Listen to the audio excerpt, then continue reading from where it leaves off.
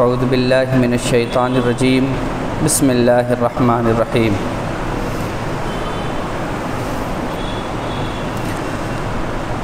الذی خلق السماوات والارض وما بینہما فی ستۃ ایام ثم استوى علی العرش الرحمن فاسأل بہ خبیرا۔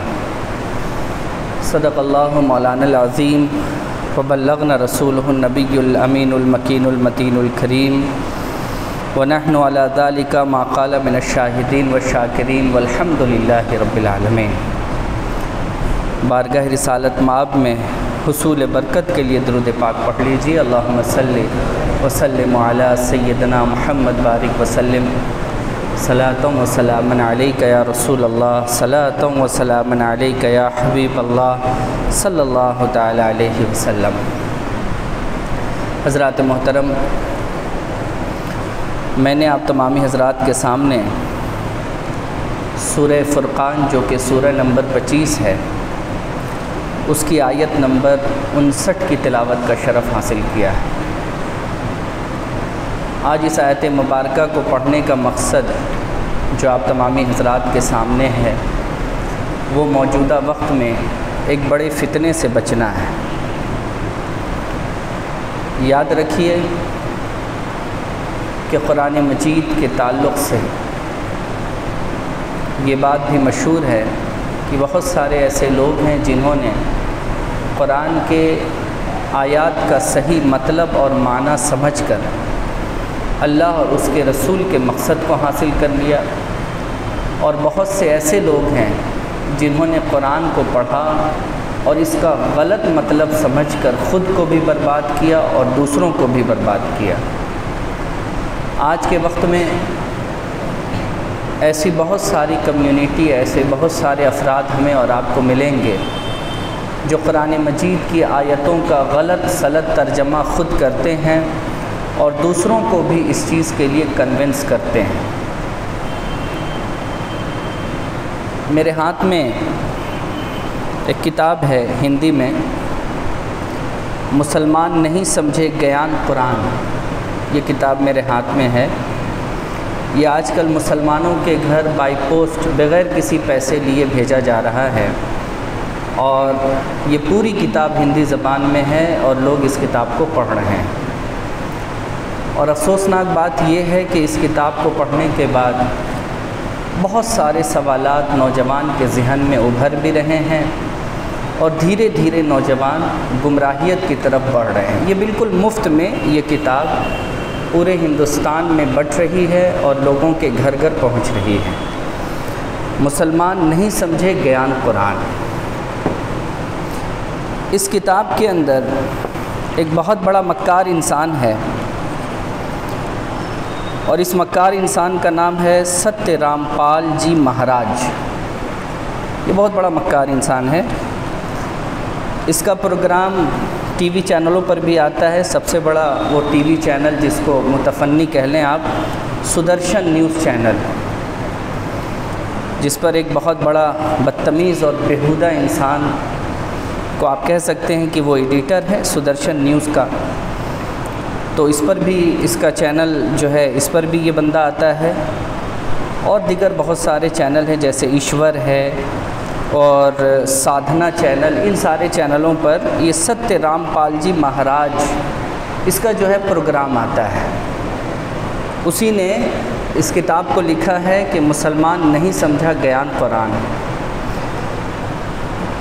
اس کتاب کے لکھنے کا جو مقصد ہے وہ میں آپ کو یہ بھی سمجھا دیتا ہوں۔ یہ دیکھیے سائیڈ میں آپ کے 8 آیتیں قرآن مجید کی لکھی ہوئی ہیں۔ سورہ فرقان، سورہ فرقان کی آیت نمبر 52 سے لے کر آیت نمبر 59 تک کی آیتیں اس کے اندر لکھی ہوئی ہیں، اور ان آیتوں کے ذریعے اس نے نعوذ باللہ خود کو خدا مانا ہے۔ اس نے ان آیتوں کے ذریعے یہ ثابت کر دیا ہے کہ خدا آسمان پر نہیں ہے، بلکہ ستیہ رام پال کی شکل میں نعوذ باللہ وہ زمین پر بھی اتر گیا ہے، اور وہ لوگوں کی مدد کر رہا ہے، وہ لوگوں کے دکھ کو دور کر رہا ہے، وہ لوگوں کی پریشانیوں کو دور کر رہا ہے، نعوذ باللہ من ذالک۔ اور اس نے اپنی کتاب کی شروعات میں بھگت شہزاد داس، یہ گروگرام کا رہنے والا ہے، ہریانہ گروگرام کا۔ اس کا پورا ایک 3 پیج کا مضمون ہے جو اس نے خود لکھا ہے، شہزاد داس نے۔ اللہ جانے یہ کون ہے، کیا ہے۔ اس کے تعلق سے اس نے یہ لکھا ہے، اور شروعات میں یہ جو بھگت شہزاد داس ہے، اس کا نام لکھ کر کے یہ ثابت کرنے کی کوشش کی ہے کہ ایک مسلمان جو پچھلے 22 سالوں سے اپنی زندگی میں الجھا ہوا تھا، وہ اگر کسی ملا کے پاس جاتا تھا کہ بھائی ہم کیا کریں، دیکھو میرا بزنس نہیں چل رہا ہے، میرا کاروبار نہیں چل رہا ہے، میں بڑا پریشان ہوں، تو لوگ اسے کہتے تھے جاؤ نماز پڑھو، جاؤ قرآن پڑھو، جاؤ نماز تہجد پڑھو، جاؤ رمضان کے روزے رکھو، جب تم یہ سارے کام کرو گے تو تمہاری زندگی بہتر کٹے گی۔ 22 سال تک اس نے یہ کام کیا مگر اس کی زندگی بہتر نہ بن سکی۔ اسی طریقے سے اس کو کسی نے مشورہ دیا کہ اجمیر شریف درگاہ پر چادر چڑھا دو تو تمہارا کام بن جائے گا۔ اس نے وہ کام کر کے بھی دیکھا مگر اس کی زندگی بہتر نہ بن سکی۔ تو کسی طریقے سے یہ کتاب اس بندے تک پہنچی، شہزاد تک یہ کتاب پہنچی۔ اس نے اس کتاب کو پڑھا اور ستیہ رام پال جی جو ہیں، اس کا ایڈریس ان کو ملا، اور اس کتاب کو پڑھنے کے بعد اس نے ستیہ رام پال جی کو خدا کا نائب مان لیا، اور اس کے بعد اس نے اپنا کاروبار چلایا۔ آج وہ اربوں میں ہے اور کروڑوں میں ہے۔ وہ کہنے کا مطلب کیا ہے کہ اسے خدا کی تلاش تھی لیکن خدا اس کو نہیں ملا۔ اس نے مسجد میں بھی خدا کو ڈھونڈا، درگاہوں پر بھی خدا کو ڈھونڈا، رمضان کے روزے میں بھی خدا کو ڈھونڈا، بقرعید کی قربانی میں بھی خدا کو ڈھونڈا، اس نے ہر جگہ خدا کو ڈھونڈا، خدا نہیں ملا۔ خدا کہاں ملا؟ ستیہ رام پال جی کے یہاں خدا اس کو نعوذ باللہ مل گیا۔ اب بات سمجھے؟ ہاں، یہ ہے وہ چیز جو اس کتاب کی شروعات میں لکھی گئی ہے۔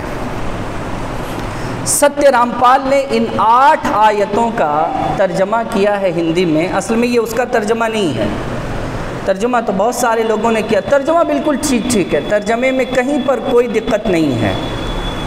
میں نے جو آخری آیت پڑھی ہے، الذی خلق السماوات والارض وما بینہما فی 6 ایام ثم استوی علی العرش،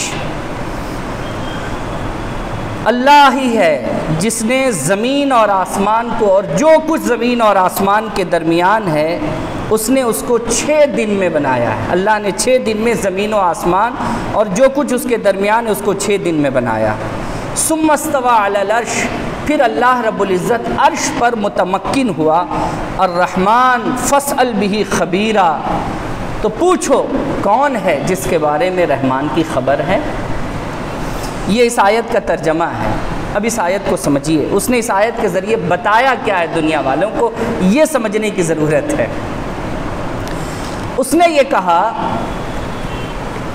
کہ اللہ تبارک و تعالیٰ کے لیے لوگ کہتے ہیں کہ وہ نراکار ہے، اس کا کوئی آکار نہیں ہے، ہاتھ پیر ناک منہ آنکھ کان کچھ اللہ تعالیٰ کا نہیں ہے۔ وہ زمین سے پاک ہے، زمان سے پاک ہے، مکین سے پاک ہے، مکان سے پاک ہے، وہ ہر چیز سے پاک ہے۔ لیکن اگر وہ پاک ہے تو وہ کہتا ہے کہ عرش پر بیٹھا ہوا ہے۔ الرحمن علی العرش استوی، رحمان عرش پر متمکن ہے، اس کا معنی لیا کہ بیٹھا ہوا ہے، مطلب یہ کہ ایک جگہ ہے جہاں پر اللہ ہے۔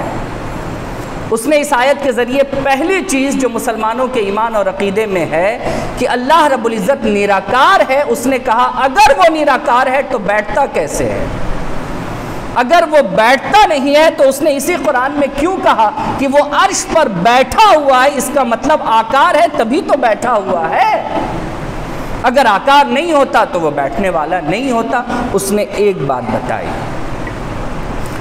اور ایک چیز اس کے ساتھ اور میں آپ کے سامنے جوڑ دیتا ہوں۔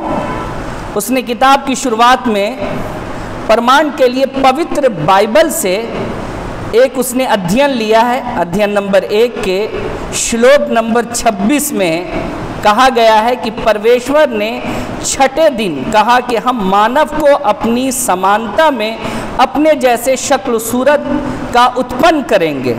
پرماتما نے مانو کو اپنا جیسا اتپن کیا، یہ پوتر بائبل میں لکھا ہوا ہے۔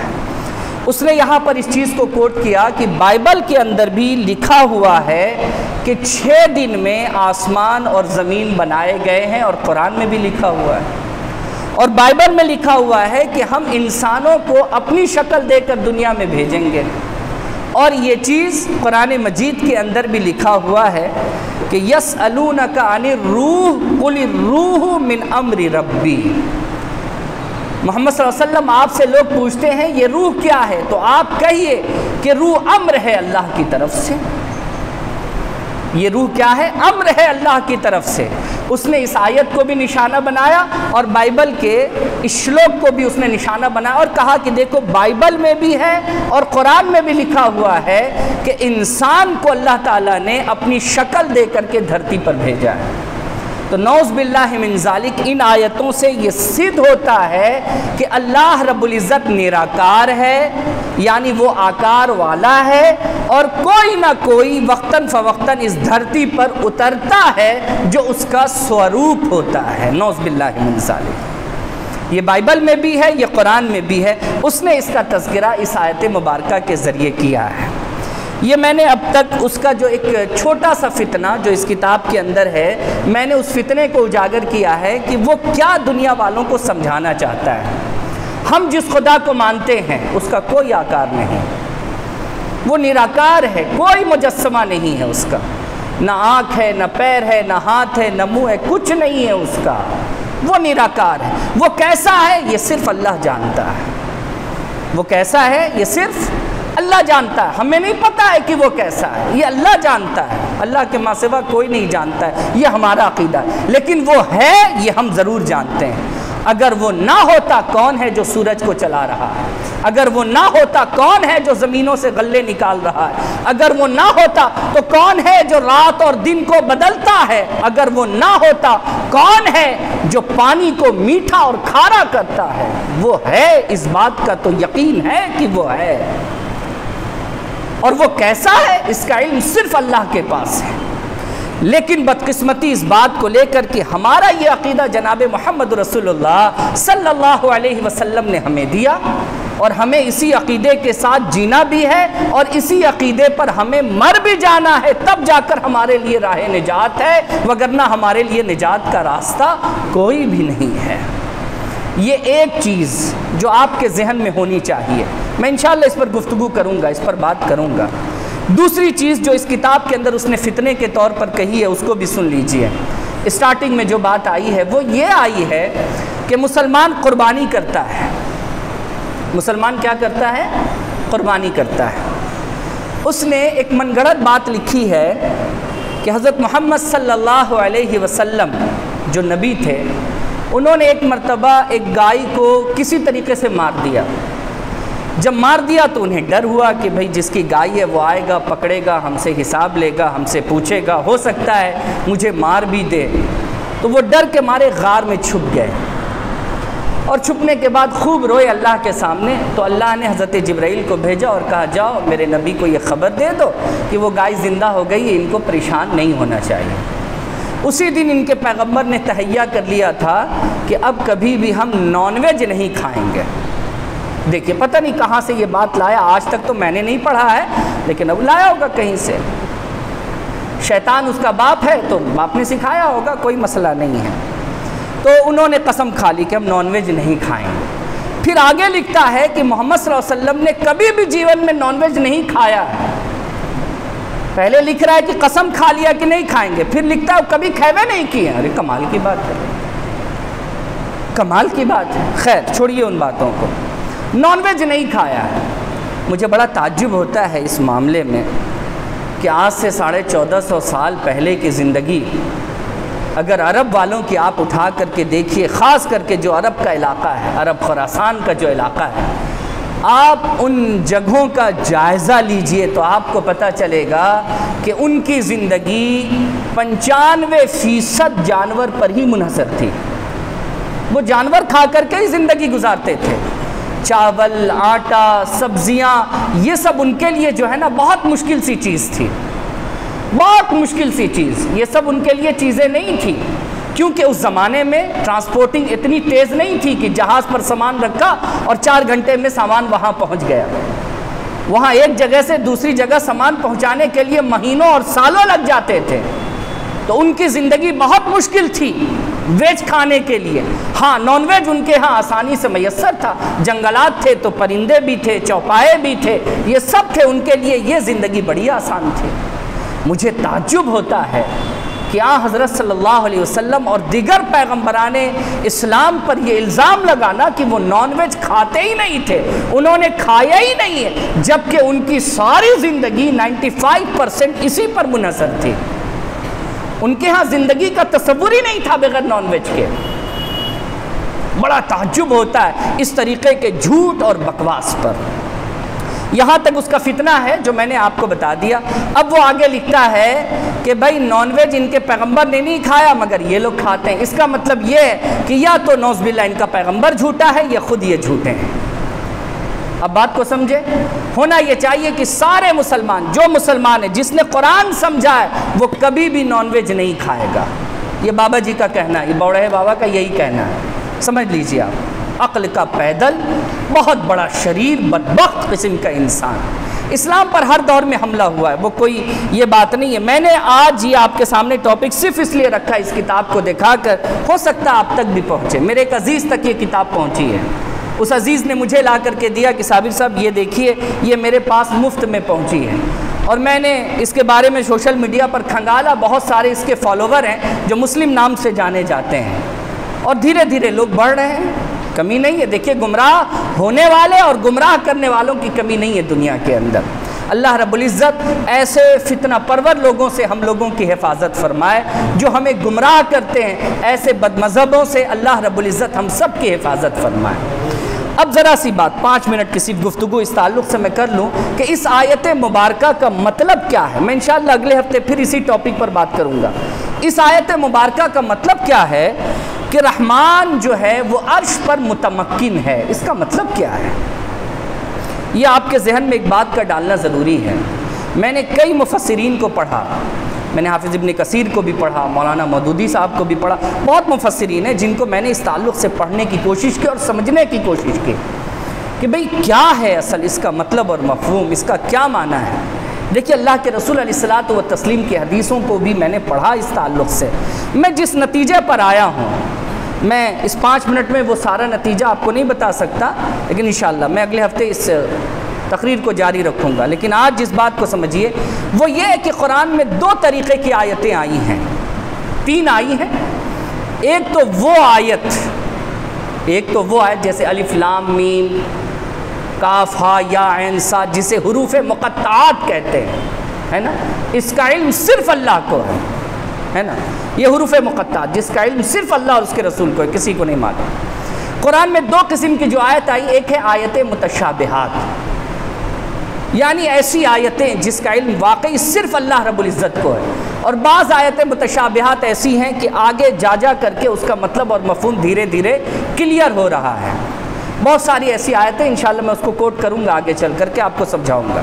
یہ آیت متشابہات میں ہے. اب تک اس چیز کو سمجھا نہیں جا سکا ہے کہ اللہ رب العزت عرش پر بیٹھا ہے, متمکن ہے, اس کا معنی اور مطلب کیا ہے, یہ ابھی تک سمجھا نہیں جا سکا ہے. انسان ہر جگہ پر آ کر ایک ہی بات کو کہتا ہے کہ اس کا صحیح مطلب, صحیح معنی صرف اللہ کو معلوم ہے. لیکن 2 چیزیں آپ کے ذہن میں ہونی چاہیے, 2 چیزیں. ایک ہے عالم امر اور ایک ہے عالم خلق. عالم امر اس کو کہتے ہیں کہ جہاں پر کوئی ٹائم ٹیبل کا باؤنڈیشن نہیں ہے, یعنی ایک ایسی دنیا جہاں کسی بھی ٹائم ٹیبل کا کوئی باؤنڈیشن نہیں ہے. عالم امر میں 3 چیزیں لائی جاتی ہیں, ایک فرشتہ, دوسرا انسان کی روح, اور تیسرا جو ہے وہ وحی جو اللہ کا کلام ہے. یہ 3 چیزیں عالم امر کی مانی جاتی ہیں. یعنی انسان کی روح کتنی تیزی سے کہاں جاتی ہے اور کہاں سے آتی ہے, اس کے لیے کوئی ٹائم ٹیبل نہیں ہے. فرشتہ کتنی تیزی سے جاتا ہے, کتنی تیزی سے آتا ہے, اس پر کوئی ٹائم ٹیبل نہیں ہے, کوئی ٹائم نہیں ہے اس کے لیے. اسی لیے اس کو عالم امر کہتے ہیں. اور عالم امر کی سب سے خوبصورت مثال جو سورہ یاسین میں ہے، انما امرہ اذا اراد شیئا ان یقول لہ کن فیکون، اللہ جب کسی چیز کو بنانے کا ارادہ کرتا ہے تو صرف کہتا ہے ہو جا اور وہ چیز ہو جاتی ہے، یعنی اس چیز کے بننے میں نہ کوئی ٹائم ہے، نہ کوئی میٹیریل ہے، نہ کچھ ہے، کچھ بھی نہیں ہے، بس اللہ کے ارادے پر وہ چیز موقوف ہے۔ لیکن عالم خلق کیا ہے؟ اس کے لیے میٹیریل کی ضرورت ہے، اس میں ٹائم ٹیکن ہوتا ہے۔ جیسے اس کی ایک مثال آپ کو میں دیتا ہوں، بچہ کب پیدا ہوگا؟ جب باپ کا پانی ماں کی کوکھ میں جائے گا تب جا کر بچہ پیدا ہوگا، وہ بھی اللہ کے اذن سے، اور اس میں ایک ٹائم لگتا ہے، 9 مہینہ 8 مہینہ 7 مہینہ ایک ٹائم لگتا ہے، یعنی ایک چیز جو بغیر ذریعے کے تیار نہیں ہو رہی ہے اور تیار ہو رہی ہے تو اس میں ٹائم لگ رہا ہے، وقت لگ رہا ہے۔ تو 2 طرح کی چیزیں ہوتی ہیں، جو ٹائم سے پاک ہے اور ایک وہ ہے جس میں بننے میں ٹائم لگتا ہے۔ تو جو ٹائم ٹیبل سے پاک ہے اس کو ہم کہتے ہیں عالم امر، اور جس میں ٹائم ٹیبل ہے اور جس میں میٹیریل کی ضرورت ہے اس کو ہم کہہ سکتے ہیں عالم خلق۔ اب ایک چیز جان لیجئے میرے بزرگوں اور دوستوں، یہ جو اللہ کا عرش ہے نا، یہ جو اللہ کا عرش ہے، ابھی تو یہ کلیئر کر پانا دنیا کے لیے مشکل ہو گیا کہ اللہ تعالیٰ نے کہا کہ میں نے 6 دن میں زمین اور 6 دن میں آسمان اور جو کچھ اس کے درمیان ہے میں نے اس کو بنایا۔ پہلے یہ تو طے کر لو کہ پہلے زمین بنی تھی کہ پہلے سورج، پہلے آسمان اللہ نے بنایا تھا کہ پہلے چاند، پہلے کوئی اس کو تو طے کر لے۔ دن، وقت، ڈیٹ یہ آپ کہاں سے نکالتے ہیں؟ ڈیٹ 2 ہی طرح سے نکالتے ہیں، یا تو آپ تاریخ شمسی نکالتے ہیں یا آپ تاریخ قمری نکالتے ہیں، یعنی سورج سے آپ کا تاریخ کا پتہ چلتا ہے، تعین ہوتا ہے، یا چاند سے آپ کی تاریخ کا تعین ہوتا ہے۔ تو پہلے ڈیسائیڈ یہ کر لیں کہ بھئی اللہ نے پہلے چاند اور تارے کو بنایا ہے کہ پہلے اللہ رب العزت نے زمین اور آسمان کو بنایا ہے۔ اگر پہلے زمین اور آسمان بنا تو ٹائم، تاریخ یہ سب تو تھا ہی نہیں، تھا جی تھا یہ، تو پہلے تو اس چیز کا تعین ہو جائے، اللہ کا عرش کب سے بنا ہوا ہے پہلے یہ تو پتہ چل جائے کہ وہ عرش کون والا عرش ہے، وہ بیٹھنے کی جگہ کون سی بیٹھنے کی جگہ ہے، پہلے یہ تو تعین ہو جائے کہ وہ ہے کیا چیز۔ آپ میری بات کو سمجھ رہے ہیں یا نہیں سمجھ رہے ہیں؟ ہر موٹی بدھی کا بھی آدمی میری بات کو سمجھ رہا ہوگا جو میں اسے سمجھانے کی کوشش کر رہا ہوں کہ آپ سمجھیے کہ اللہ رب العزت کا قرآن اتنا آسان نہیں ہے جتنا دنیا والوں نے سمجھ رکھا ہے۔ قرآن کا علم قیامت تک کھلتا رہے گا، لوگوں کے سامنے اس کا علم آتا رہے گا، اس کے مطلب اور مفاہیم آتے رہیں گے۔ اب سے پہلے مفسرین آئے ہیں، ابھی بھی مفسرین ہیں، آگے بھی لوگ آتے رہیں گے اور نئی نئی چیزیں قرآن سے لوگ نکالتے رہیں گے۔ تو ابھی تک یہ کہہ پانا کہ اللہ کا بنایا ہوا یہ جو آسمان ہے، اللہ کی بنائی ہوئی یہ زمین ہے، یہ سورج اور چاند سے پہلے ہے کہ اس کے بعد ہے، ابھی تک ساری دنیا اسی الجھن میں الجھی ہوئی ہے۔ تو دن، تاریخ اور ٹائم ٹیبل کا پتہ کرنا کتنا مشکل کام ہے۔ ارے لوگوں، جب دن، تاریخ، ٹائم ٹیبل، سورج، چاند، ابھی ان چیزوں کے مطلب اور مفہوم کو لوگوں نے کلیئر نہیں کیا، اللہ کے عرش کو کلیئر کرنے کی بات لوگ کر رہے ہیں، یہ تو بہت دور کی بات ہے۔ اسی لیے دنیا ایک بات پر آ کر کے رک جاتی ہے کہ نہیں صاحب، ہماری سوچ سے باہر کی چیز ہے، اس کا صحیح علم اللہ کو ہے کہ اس کا عرش کیسا ہے اور وہ اپنے عرش پر کیسے جلوہ فرماتا ہے، یہ اس کے پاس اس کا علم ہے، ہم نہیں جانتے ہیں۔ میری بات کو سمجھ رہے ہیں یا نہیں سمجھ رہے ہیں آپ؟ اللہ رب العزت ہم سب کو صحیح سمجھ اور صحیح سوچ عطا فرمائے۔ اور اس آیت کو اس نے اس طریقے سے بیان کرنے کے بعد جو آگے کہا فَاسْأَلْ بِهِ خَبِيرًا، یعنی اس کی خبر رکھنے والوں سے اس کے بارے میں پوچھو، اور اس کی خبر کہ رحمان کا عرش کیسا ہے، رحمان کیسا ہے، وہ 6 دن 6 رات، اس کی خبر ستیرام پال بابا کو ہے۔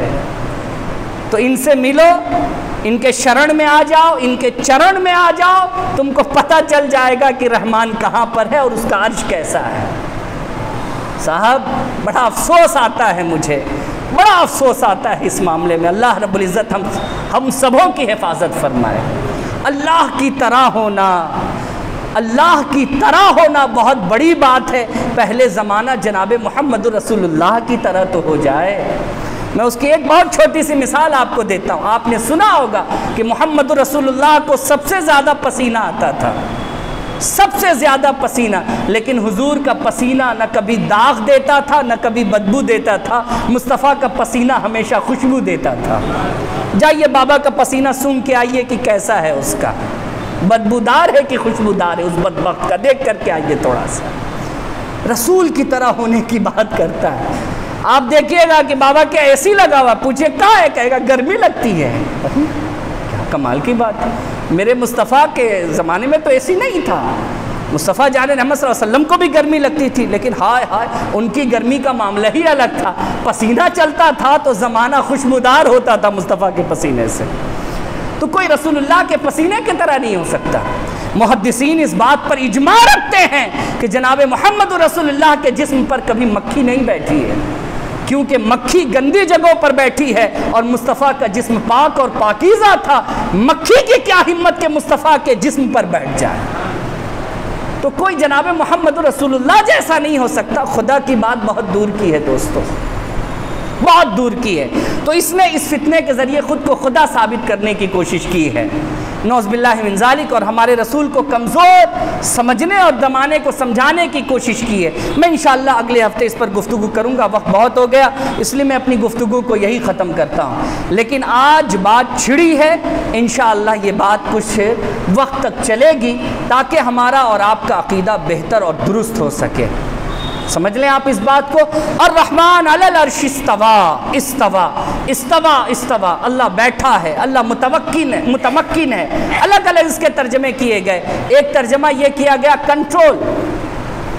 کنٹرول، رحمان اپنے عرش سے کنٹرول کرتا ہے۔ وہ آپ جانتے ہیں نا کنٹرول روم ہوتا ہے، ایک کنٹرول روم جہاں سے ہر چیز کنٹرول کیا جاتا ہے۔ بڑا خوبصورت ترجمہ مولانا مودودی نے بڑا خوبصورت ترجمہ کیا ہے اور بڑی پیاری بات اس تعلق سے لکھی ہے۔ وہ کہتے ہیں کہ یہ اللہ کا فرمانا کہ الرحمن علی العرش استوى، ایک بات یہ سمجھ میں آتی ہے کہ اس نے بنایا ہے، یہ تو کنفرم ہے، لیکن اس نے بنا کر چھوڑا نہیں ہے، اس نے بنا کر چھوڑا نہیں ہے، سب کو اس نے اپنے کنٹرول میں رکھا ہوا ہے، اور وہ کنٹرول کی جگہ ہے عرش، جہاں سے وہ سب کو کنٹرول کر رہا ہے۔ اگر ایک سیکنڈ سے بھی کم حصے کا وقت لگے، اگر سورج اپنی جگہ سے بہک جائے تو خدا کی قسم دنیا ختم ہو جائے گی۔ اب پڑھیے نا، ماہر فلکیات کو پڑھیے، لوگ کیا کہتے ہیں، یہ جو گیلیکسی آسمان کے اندر ہے نا، یہ سب ایک دوسرے کو کھینچے ہوئے ہیں، جتنے تارے ایک دوسرے کو کھینچے ہوئے ہیں، ایک ذرہ بھی اگر ان کے درمیان حائل ہو جائے ان کے پاور کو کم کرنے کے لیے، ساری دنیا ختم ہو جائے گی۔ کون ہے جو حائل نہیں ہونے دے رہا ہے؟ کون ہے جو ذرے کو ذرے سے دور کر رہا ہے؟ کون ہے جو اس طریقے سے اس دنیا کو قائم کیے ہوئے؟ جواب ایک ہے، بنانے والا، پتہ چلا خالق بھی وہی ہے اور کنٹرول کرنے والا بھی وہی ہے۔ تو کہا کہ یہ تمہیں سمجھانے کے لیے اللہ رب العزت نے تمہیں بتایا ہے یہ چیز، اور ہمارے تمام بزرگوں نے اس معاملے میں ایک ہی بات کہی ہے دوستو، کہ یاد رکھو رحمان کا استوا فرمانا، متمکن ہونا، اس جگہ پر کنٹرول کرنا، یہ بندوں کو صرف سمجھانے کے لیے وہی جانے کہ وہ جگہ کیسی ہے اور اس کا استوا کیسا ہے، اس کے سوا کوئی نہیں جانتا۔ اللہ تعالی ہم سب لوگوں کو نیک عمل کرنے کی توفیق عطا فرمائے۔ وآخر دعوانا ان الحمدللہ رب العالمین۔